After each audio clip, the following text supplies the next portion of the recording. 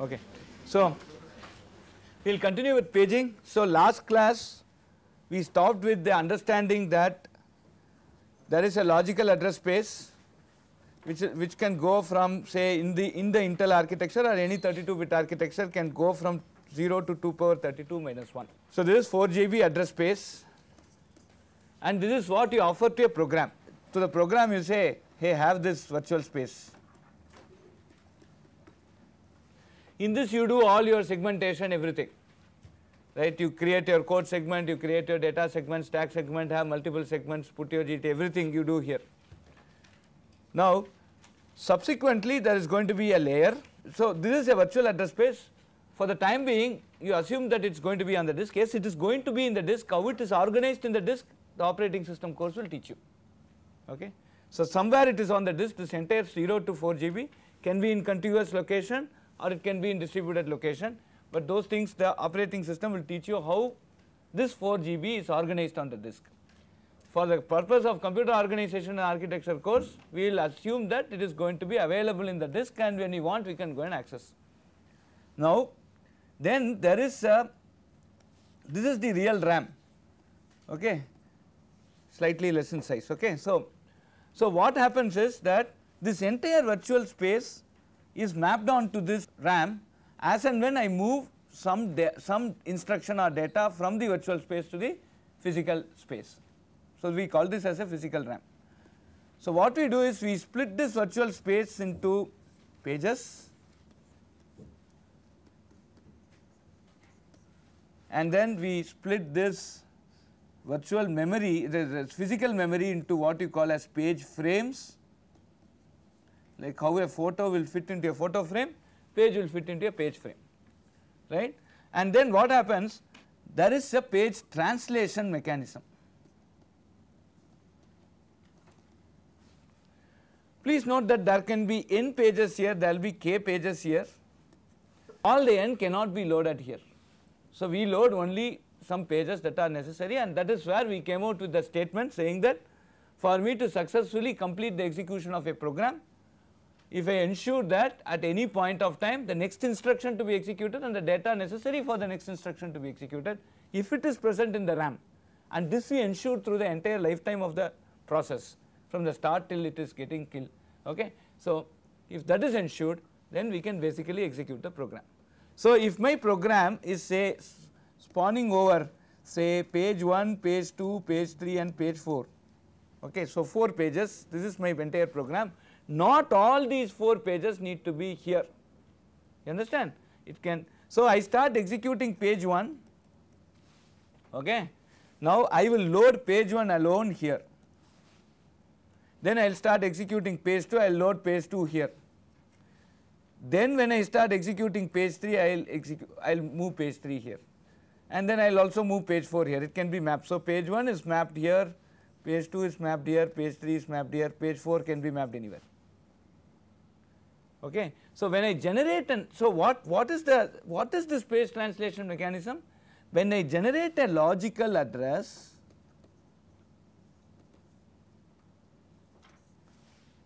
then I go to this page translation mechanism and ask, array, this logical address, is it loaded into the memory or not? The first question I ask this page translation mechanism, is this logical address loaded into the memory or not? If it is loaded into the memory, this page translation mechanism should tell me where it is loaded in the memory. If it is not loaded in the memory, then this page translation mechanism should give me a page fault. It is called a page fault, saying, hey, it is not loaded. Then I will go, the operating system has to basically go and load that into memory. Are you getting this? So let me just write what I have told. Given a logical address, I will call it as LA, given a logical address, the page translation mechanism, I will call it as PTM, okay, shall output if LA is loaded into memory, into RAM, okay. Here S means where, it should tell me where. No means generate a page fault. Already you have done interrupts, yes or no? Interrupt service routine, you remember? Very good. Now page fault is another interrupt. If you look into the interrupt table, page fault will be interrupt number 11 or 12, something of that sort. Okay. So we'll do in the lab assignment, we will do a page fault. So this page translation mechanism is handled by the hardware. It is set up by the operating system, handled by the hardware. What do you mean by handling? This entire whatever I have written in green is basically done by the hardware. So once a logical address is generated, the hardware takes care of taking that logical address, going to the page translation mechanism, asking it whether it is already loaded into the RAM. If yes, it will tell you where it is. If no, it will tell you, it will generate a page fault. The moment I generate a page fault, please note that it is going to be a trap, right. So essentially there is so you go into that interrupt descriptor table corresponding to page fault 11 or 12, whichever this page fault is, you start executing that interrupt service routine. That interrupt service routine is called the page fault handler, and that interrupt service routine is a part of your operating system. Able to follow all these things? Right. Now each of these page in the Intel architecture is 4096 bytes. So that is 2 power 12. 2 power 12 bytes. So I will start, so let me start, I will start executing, let me put that in. I will start executing. When I reach this point, I will not find this P1, because I will generate some address, say some 4097. The moment I generate 4097, this fellow say no, it is not there. So immediately page fault will happen, and then what it will do, it will load the entire 4096 into one of these vacant frames here. Whichever frame is vacant, it will go and load it. Who will load it? The page fault handler will load it, right. The page fault handler, which is a part of your operating system, will take this P1 from the disk and load it into this memory, and now say execute. So it will start executing. So what it means, I start executing like this means I will start executing like this here, okay, right. When I start executing this instructions means what, in the I will only take the instruction and memory from the physical space. So I will start executing this program loaded here. The moment I reach this boundary, right, then I will start generating some address, no, 4096, 9000, some 192, so 9193 will come there. Now it says no, it is not there. Then immediately what I will do, again there will be a page fault, then it will load this P2 into one of these available frames here, maybe here or here, whatever available frames, and it will start executing. So when it is loading, it will also say, let us call these frames as 0, 1, 2, 3, 4, 5 like that. So when I am loading, I will just say P1 is loaded at 2. When I loaded this, I will say P2 is loaded at 3, right. And similarly when I come, P4 is loaded at 4. Then assume these are all full. Then I can say P3 is loaded at 3. P3 is loaded at 4. Then I will go and say P4 is loaded at 1. Okay. So I will also make a mark here. So what happens is, first I generate 4097 to start with. It is not there. I load the entire P1 here. Then 4098, 99, everything will be available here. Then I go back. When I cross that 9193, again I come here, again I load. Then the subsequent 4096 bytes are available here. Okay. So this type of a movement is called block movement. Why do I move in blocks? Already I told you, when I want to access disk, there is a common bus, front side bus. This is called the front side bus. There is a common bus. My CPU has to request this bus. There is a bus master, hey, give me this bus, I want to transfer data over that bus, because your disk and the memory, the RAM, are both connected to this bus. right. So when I want to request this bus, hey give me this access. So the bus master will take some amount of time to give you that access. So there is a latency which we call it as tau involved in getting access to the RAM, in getting access to the disk, right. After that I am going to transfer data from disk to the memory. I can go and transfer data from disk to the memory, correct. But first the CPU, when it desires to basically take some data from disk to RAM, who will be deciding here? The interrupt service routine, which is executing on the CPU, it is part of the operating system, will be desiring to move some data from disk to RAM. Then it has to wait for some time, that is called the latency. So then it has to transfer, okay. So there is, so per byte, if it is going to take some k units of time and I am transferring m bytes, k into m would be the time. But if I am going to do byte by byte, oh this fellow wants 4096, okay, now I will fetch only 4096, then I will fetch only 4097, then this multiplicative factor m, this will become m into tau plus k, and that will be extremely prohibitively time consuming, because tau is a very significant amount of time. You understand this? So that is why the moment I get bus, instead of getting 1, I will get some 4096 bytes, rather than just getting 1 or 2 or 3 bytes, right. If I get just 1 byte and then again repeatedly I keep on doing, every time I will be spending that tau time, and that is going to be extremely prohibitively time consuming. So this is one side of the story where we are talking from an architecture perspective, from a performance perspective. The other side of the story is every program now follows something called locality of reference. We will deal about this in more detail when we go to cache, but it is also true in the case of memory. So in the case of virtual memory, what do you mean by locality of reference? There are two locality of reference which we call, which we basically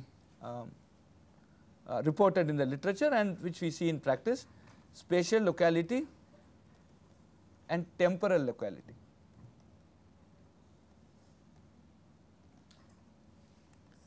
Let us go back to that original statement of 90-10 rule, wherein I say 10% of the program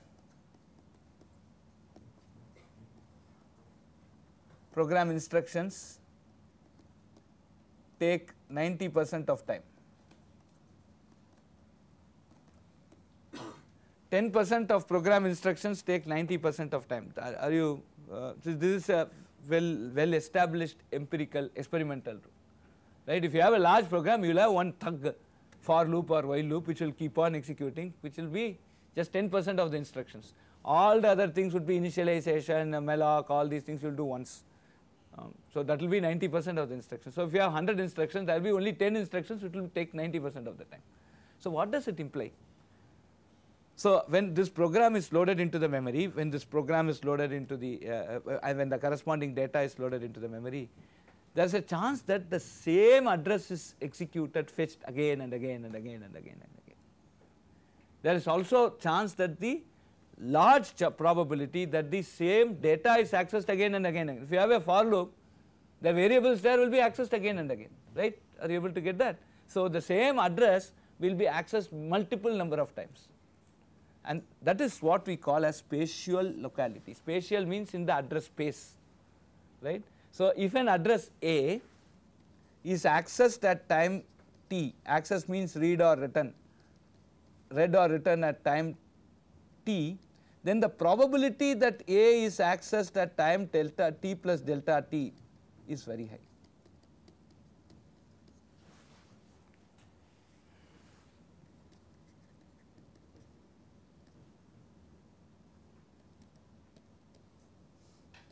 This is what spatial locality essentially, if A is accessed at time t, the probability that A is accessed at time t plus delta t is very high. This is what we name by temporal locality. I have one address, I access it at time t, within the next few cycles the probability that I will access the same address is quite high, right. For example, I want to do some I equal to I plus phi or something like that. I will initialize I equal to 0, then immediately I will go and do I equal to I plus 5. So the way we think, we start using a variable, we will initialize it just before using that variable, right. That means your locality of reference. This is what we mean by locality of reference. So temporal locality is in terms of time. So if I access an address A at time t, the chance that I will access the same address A at time t plus delta t is very, very high. What does spatial locality say? The spatial locality essentially says if I access address at time t, the probability that I will access A plus delta A in time t plus delta t is very high. That is what I call by spatial locality. If I access 1000 now, the probability that in the few next seconds I will access 1001 is going to be extremely high, right. So what does this, do you get a difference between spatial and temporal locality, right? Temporal locality is in terms of time, spatial locality is in terms of the address space. As you see in the red, whatever I marked in red in the screen, it is temporal locality because I am accessing the same address. I am not talking about locality in the address, I am accessing the same address but in neighboring time intervals. But when I come to spatial locality, I am looking at the neighborhood of that particular address in the next few cycles, okay. So the probability that A is accessed at time, if A is accessed at time t, probability that A is accessed at time t plus delta t is very high. This is what temporal locality teaches us. If A is accessed at time t, the probability that A plus delta A will be accessed in time t plus delta t, this is what spatial locality teaches us, okay, right. So these two locality of references basically supports our point that I will bring 4096 bytes in one stretch, because the probability that I will be using lot of those 4096 bytes in the next few cycles is very, very high. Because of what? Because of the locality of reference. Got it? Now the question is, what are the questions? So please try and ask me some questions. Now, so the idea is sort of clear. So let me just make it a little more formal from an Intel x86 perspective, because Intel is one architecture where this paging has been explicitly done in a very interesting way. So now we have a logical address. What is a logical address? The logical address is that which is generated by the compiler. So the compiler says some address k, then what happens? When you actually execute, it is getting added to the segment base. So the logical address plus segment base will give you what you call as effective address, okay. This effective address is what is fed into the page translation mechanism, and that will give you, that will answer this thing that I have marked in green here. If this effective address, instead of LA I will call it as EA, please note here I am circling it, this given an effective address, the page translation mechanism shall output if that effective address is loaded into RAM, yes means where, no means it will generate a page fault, okay. So this is what happens. So what you do when you are generating the program, you have a logical address space. In that logical address space you load that program. Your compiler sees only the logical address space. So the architecture and the operating system together makes a, together forms an alliance and basically tells the program saying, hey, you take compiler, it says take 4 GB, 4 GB is available to you. You put all your segmentation, whatever you want there. Then finally you generate something like an effective address which you want to access in the virtual space. Give it to the paging mechanism. I will tell you whether it is loaded into the RAM. If so, yes, where it is loaded. If no, I will tell, I will create a page fault, and again operating system can take the necessary actions. Are you able to get this very clearly? So this is also called demand paging. Why we call it demand paging?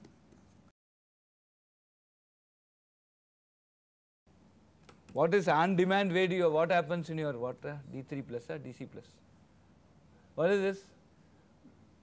You don't know what this is? Yeah, you know, right? Okay. So on demand video, right? So when I want the page, I take it, right? So I don't go and load anything. First I wanted P1, I went and loaded it. I want P2, so I went and loaded it. I want P3, so I went and loaded it, right? So whenever I need the page, I load it into the memory. So this is why this is called as demand paging. I demand the operating system, I need it, give it. Operating system goes and fetches for me. So this is why this particular mechanism is called demand paging. Okay.